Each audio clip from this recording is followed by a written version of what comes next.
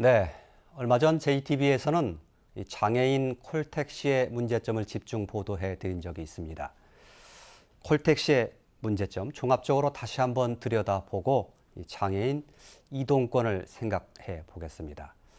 이번 얘기는 최창현 대표 그리고 양병준 국장 두 분과 함께 하겠습니다. 어서 오세요. 안녕하세요. 반갑습니다. 예. 자, 먼저 JTBC에서 장애인 콜택시의 문제점 다룬 내용 먼저 보겠습니다. 김제에 사는 장애인 정호임 씨는 휴일에 바깥 나들이가 거의 불가능합니다. 콜택시는 장애인들에게 발이나 다름없는데 김제에서는 휴일 콜택시가 운행하지 않기 때문입니다. 정읍과 김제, 완주, 고창, 부안, 그리고 무주와 진안, 장수, 임실, 순창 등 10여 곳이 휴일에 장애인 콜택시를 가동하지 않습니다. 명절 때 남편한테 가고 싶어도 못 가죠. 가수 공연 같은 거 일요일 날 토요일 날 많이 하잖아요. 그때는 못 나가죠. 장거리 사전 예약을 하는데 너무 많은 시간이 걸리는 것도 문제입니다. 전주와 정읍 등에서 다른 시군으로 가려면 보통 일주일 전에 예약을 해야 이용할 수 있습니다. 밤 늦은 시간에도 열이 나가지고 응급실에 가는 일도 비일비재하잖아요. 보통 일주일 전에 예약을 해라 그렇게 말씀을 하시더라고요. 예, 주요 내용을 보면 이제 그 많은 시군이 이제 휴일에 운행을 하지 않는다. 그리고 예를 들면 김제 같은 곳에서 다른 시군으로 이동하려면 적어도 일주일 전에는 예약을 해야 된다라는 것이 요점으로 돼 있는데 사실은 밤에도 운영을 잘 안 하죠. 네. 예, 그런 점들이 문제라고 보는데 어디에 원인이 가장 큰 문제가 있습니까? 절대적으로 차량 대수가 부족합니까? 그동안 이제 24시간 운영이나 주말 운행을 계속 주장했죠. 그럴 때마다 돌아온 답이 장애인이 무슨 밤늦게 돌아다니느냐라고 합니다. 이게 바로 장애인에 대한 편견인데요. 예. 실제적으로 제가 상담을 해보면 실제 사건입니다. 군산에 계신 한 분이 일을 늦게까지 타지에서 일을 보고 기차를 타고 군산역에서 밤늦게 도착을 했습니다. 그래서 군산역에서 집에까지 7, 8km를 전동 휠체어를 타고 가면서 정말 큰 피해감을 느꼈다고 합니다. 그것도 한밤중에 여성분인데. 예. 이런 거와 같이 우리 장애인들도 비장애인과 똑같이 생활이 이루어집니다. 늦게 일도 볼 수 있고 친구들과 교류 관계도 하고 이런 일이 있는데 여기에서 제일 중요한 게 이동권입니다. 예. 이런 부분들에 대한 이해 부족, 편견 때문에 야간 운행이나 이런 부분들에 대한 그 행정에서 진행이 안 되는 것 같다라는 생각이 듭니다. 예, 그런 이해 부족이 밑바탕에 깔려 있기 때문에 그렇다는 말씀이시고, 예, 결국은 그것이 개선되어야 이제 구체적인 현실의 개선으로 나타나게 될 텐데, 예. 어쨌든 구체적인 현실의 문제를 따져보면 이렇게 현실이 문제가 되는 것은 결국 차량이 부족하다든가 운영 인력이 부족하다든가 그렇기 때문에 나타나는 문제 아니겠습니까? 네, 이미 그런 부분들도 있고요. 전라북도 같은 경우는 이미 그 특별교통수단 보유 대수가 100% 이상 보유는 됐습니다. 아, 예. 하지만 그것과 다르게 100%라는 것은 어떤 기준에 의해서 이제 그 지체장애인 1, 2급 200명당 한 대씩 보유 200명 한 대씩요? 200명당 한 예. 대씩 보유하게 돼 있는데요. 근데 조금 더 원론적으로 살펴보면 이 중앙정부에서 좀 강제할 수 없는 그런 부분이 있습니다. 예. 그러니까 중앙정부에서 구체적으로 말씀드리자고 하면 예산 지원이 없기 때문에 이게 이제 그 지방의 경우에는 재정이 열악하고 예. 그러다 보니까 재정 편성을 하지 않고 그러니까 운행 기간도 짧아지게 되고 뭐 운행 구간이나 운행 시간 이런 것들에 대해서 여러 가지로 부족한 점들이 많이 있고요. 예. 그러니까 지자체 예산 부담의 논리가 어떻게 보면 장애인의 이동권을 억압했다 이렇게 볼 수가 있고요. 예. 또 하나는 자치단체장의 의지라고 볼 수가 있습니다. 현재 법상에서 이런 장애인 이동권에 대한 것들이 강제하고 있지 않기 때문에 얼마나 자치단체장의 의지를 가지고 이런 것들을 개선해 나가고 실현해 나가느냐가 중요한 문제인데 예. 지금 전주시 같은 경우는 지경으로 운영하면서 많은 변화를 보여주고 있거든요. 그리고 이렇게 실질적으로 이용하고 있는 분들의 의견을 들어가면서 계속적으로 의견 수렴을 해가면서 반영해가고 있고 얼마 전에 벌어졌던 군산 같은 경우 실제 사건이 있었는데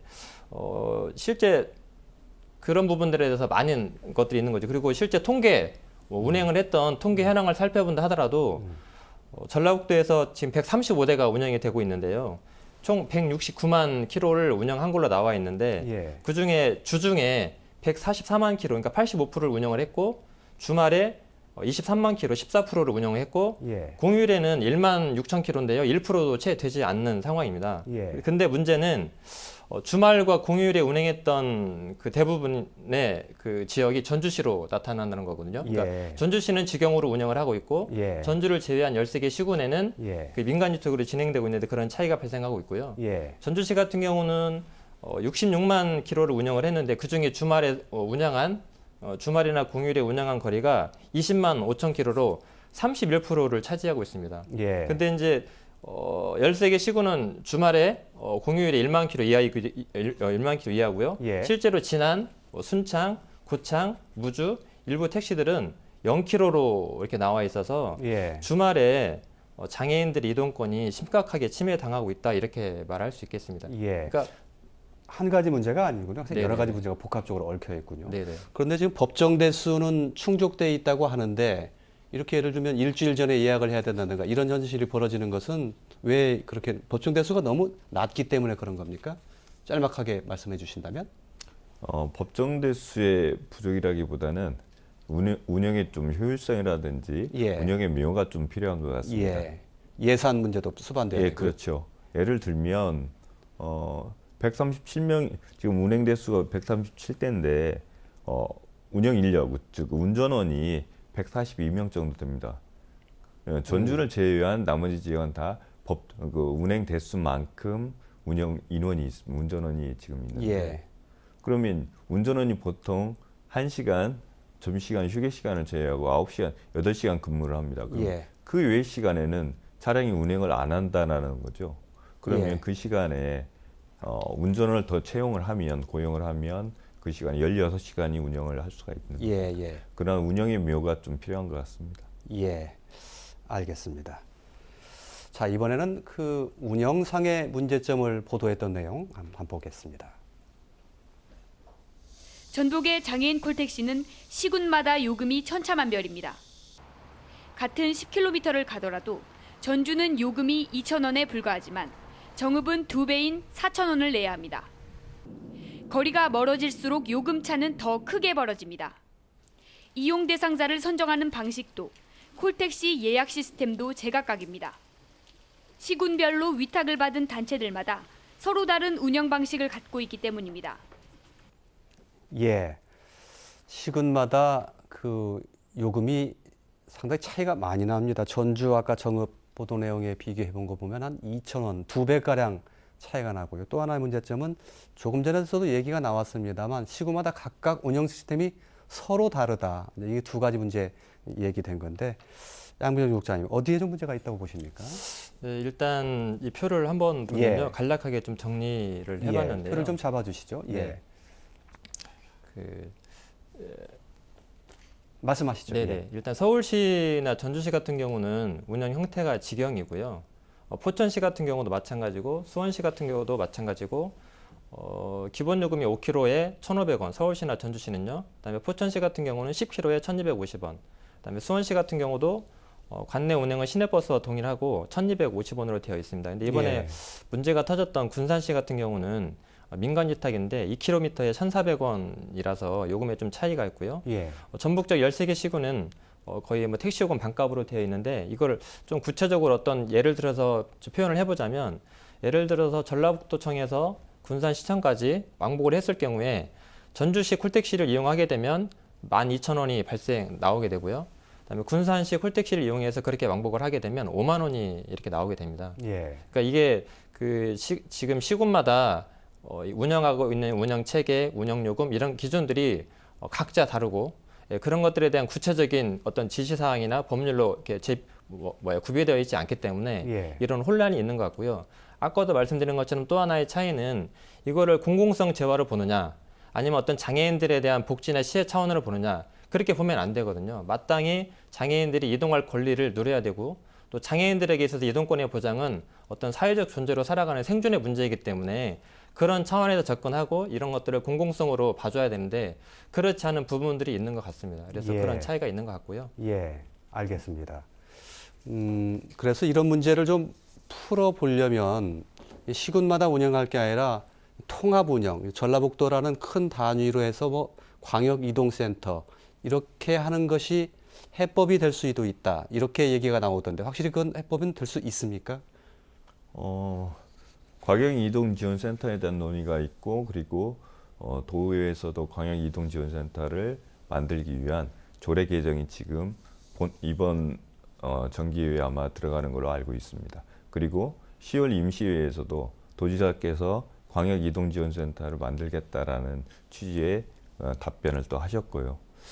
했는데 그럼 이제 광역이동지원센터가 답이냐라고 하면은 제가 좀 보니까 조례를 보면 광역이동지원센터가 할 수 있는 일이 이용인에 대한 콜 접수 및 처리, 그리고 광역 간의 이동지원센터 간의 연결, 그리고 운전원과 관련자들, 이 콜택시 관련자들에 대한 교육 상담들을 주 업무로 하고 있습니다. 이제 이 기능이 있고, 그런데 이제 또 하나는 이용 요금 문제가 지금 가장 큰 문제인데, 이용 요금은 교통약자법에서 시군 조례에 위임하도록 되어 있습니다. 그래서 시군이 알아서 지금 자율적으로 예. 하고 있는데 예. 이 자율적이라는 부분이 핵심인 것 같습니다. 예. 장애인의 이동권을 보장하기 위한 자율권인지 아니면 그런 수익 구조로 보는 건지에 대한 좀 차이가 견해 차이가 있는 것 같습니다. 예. 그러면은 광역이동지원센터가 요금까지 강제할 수는 없다라는 겁니다. 예. 이게 바로 이제 맹점인데요. 예. 그래서 그러면 이 부분에 대한 좀 대안이 좀 보강이 좀 필요한 것 같습니다. 예. 그래서 기대하는 게 이번 국토부에서 전국 표준 조례안이 나온다라면 예. 이것이 하나의 답이 될 수도 있고요. 그리고 조례에 이번에 전라북도 교통약자 조례를 개정하고 있는데 거기에 요금을 관내는 시내버스 요금, 관외는 시외버스 요금 기준으로 한다라는 개정 조항이 들어가 있습니다. 이걸 가지고 시군에서도 좀 협조가 된다라면은 답이 될 수 있을까라는 생각을 해봅니다. 예. 어쨌든 광역이동지원센터를 어떻게 운영하느냐에 따라서 큰 차이가 있을 수는 있겠지만 일단 현실적으로 살펴봤을 때는 광역이동지원센터가 설치됨으로 인해서 어떤 역할도 주어질 수 있고 또한 그걸 통해서 논의하고 만들어갈 수 있는 것들이 있기 때문에 예. 어쨌든 자치단체장의 의지가 무엇보다 중요하고요. 도에서 이런 부분들을 적극적으로 관장하지 않으면 각 시군에서는 이거를 협업하기가 너무 어렵거든요. 예. 어쨌든 도에서 도지사가 좀 의지를 가지고 총괄적으로 이 부분을 챙겨 나가서 예. 어떻게든 이 전북 지역의 요금 체계나 이런 것들이 일원화될 수 있도록 예. 적극적인 의지를 가지고 노력을 해야 된다고 생각을 합니다. 예. 기초 단계는 될 수 있다라고 생각을 네네. 하시겠군요. 네. 예. 조금 전에 표준 조례안 그 말씀해 주셨는데 이번 국정감사에서 그렇지 않아도 그 내용이 좀 나왔습니다. 그 내용 잠깐 한번 볼까요? 민주당 안호영 의원의 조사 결과 전국 152개 기초자치단체 가운데 장애인 콜택시를 24시간 운영하는 곳은 22%에 그쳤습니다. 주말과 휴일에 아예 운행을 하지 않거나 운영 시간을 줄인 지자체도 수두룩합니다. 적지 않은 자치단체가 휴일과 야간에 장애인 콜택시를 운영하지 않아서 장애인의 이동권이 침해하고 있는데요. 국토부는 휴일 미운행과 천차만별인 이용요금을 개선하기 위해 표준 조례안을 만들겠다고 약속했습니다.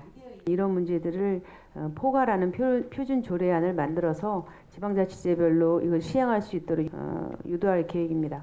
예. 장관의 답변은 표준 조례안 만들겠다는 것이고 최창인 대표께서 표준 조례안을 만들면 그래도 좀 도움이 될 것이라고 말씀해 주셨는데 그것의 표준 조례안의 핵심은 뭐가 돼야 된다고 보십니까? 제대로 기능하기 위해서. 표준 조례 안에 일단은 전라북도 도의회에서 지금 발의한 개정 조례안 같이 이용요금 규정을 명확히 명시해야 됩니다. 예. 예를 들면 지금 각 자치단체 조례, 전라북도 조례를 보면 군산만 해도 중형택시 요금의 요금 기준으로 할 수 있도록 하고 있습니다. 그럼 수탁기관 같은 경우에는 다 택시 요금 기준의 뭐 50%를 받는다든지 이렇게 하고 있는데요. 표준 조례안에도 정확하게 버스 요금 기준으로 해야 된다는 상한선을 둬야 된다고 봅니다. 그리고 국토부에서 조례만 만들 것이 아니라 국토부에서 운영비 자체에 대한 부담을 좀 해야 된다고 봅니다. 중앙정부에서. 지금 차량 구입비는 국가에서 50% 정도를 부담합니다. 하지만 운영비는 시군에서 다 전액 부담합니다. 그리고 예. 전라북도 같은 경우 운영비에 대한 30% 정도를 부담하고 있습니다. 그러나 이제 다른 광역시나 도 지역을 보면 지원하는 경우가 거의 없습니다. 이렇게 국토부 같은 경우 지침만 내릴 것이 아니라 자체 예산 부담을 해야 된다고 봅니다. 예. 양 부장님 또 혹시 그 안에 좀 들어가야 된다고 보신 그 내용이 있으십니까? 네, 좀 더 어떻게 살펴보면요. 뭐 전라남도 같은 경우에는 광역이동센터 운영 지침을 만들었는데 24시간 운행, 365일 운행, 관내는 택시 요금의 40%, 그다음에 관내는 시외버스 요금의 1.5배 초과 금지 이렇게 구체적으로 명시해서 하고 있는 데가 있고요.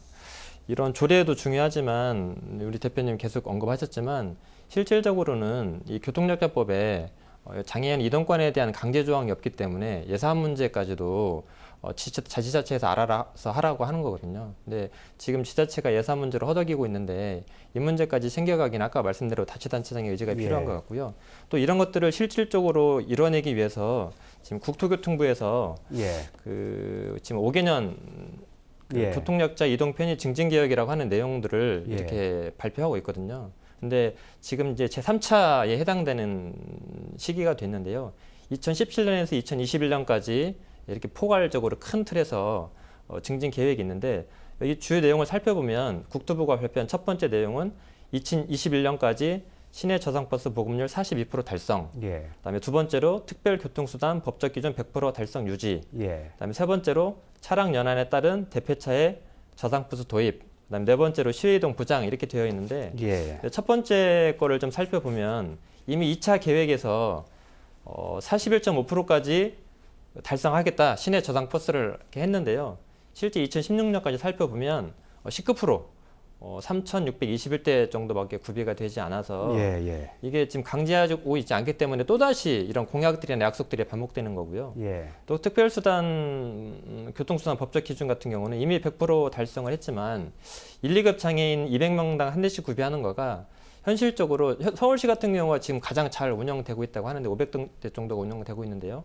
뭐 이런저런 이유로 평소에 가동되는 것은 한 60, 70% 정도가 가동된다고 하거든요. 그렇게 보면 아직도 여전히 수요에 비해서 공급이 부족한 게 사실이기 때문에 이런 기준도 조금 더 바뀌어야 된다고 생각을 하고요.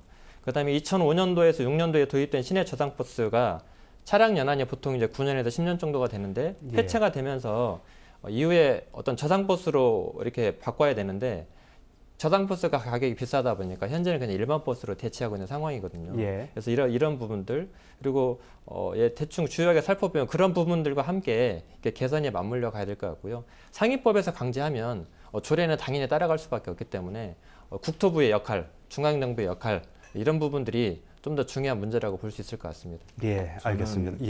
전라북도에 이제 장애인 관광 정책이 이루어지고 있잖아요. 아니 관광 정책이 이루어지고 있는데 장애인은 여기에서 또 한 번 소외가 되고 있습니다. 가장 큰 이유가 버스 지원이라든지 이런 것들이 없기 때문입니다.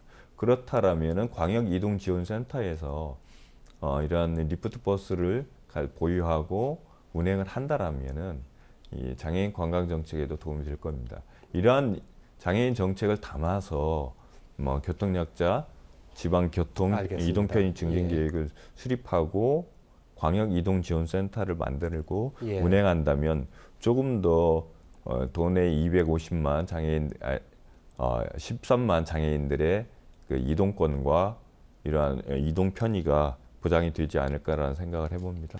현재 장애인 이동권 보장의 주요 요구를 우리 대표님께서 말씀해 주셨지만 이거를 좀 간략하게 정리를 해보면 핵심적인 내용들은 이런 내용인 것 같습니다. 일단 아까도 있었지만 시내버스 중 차량 연한에 따라서 대폐차되는 버스에 대해서 의무적인 어떤 저상버스를 도입해야 되고요. 그다음에 어떤 시외로 이동하게 됐을 때 아까 우리 대표님도 말씀하셨지만 뭐 평창 올림픽도 있고 패럴림픽도 있고 그리고 광역을 이동하게 될 때 이런 것들에 대한 어떤 이동권 보장 의무화 이게 필요하고요.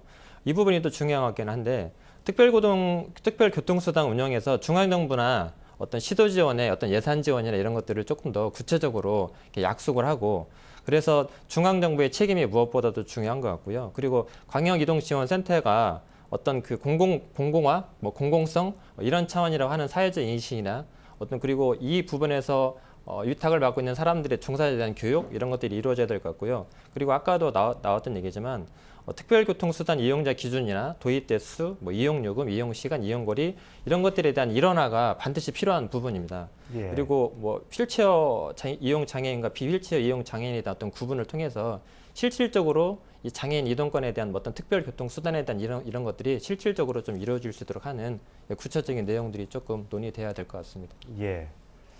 할 일이 굉장히 많다는 생각이 드는군요. 오늘 우리가 장애인 콜택시를 중심으로 해서 얘기를 나눠봤지만 교통의 시설의 측면에서만 바라봐도 뭐 저상버스도 있고요. 사실은 기차라든지 또 고속버스 등등 또 역과 터미널 다들 장애인에게 이용할 수 없거나 불편할 수밖에 돼 있는 것이 현실인데요.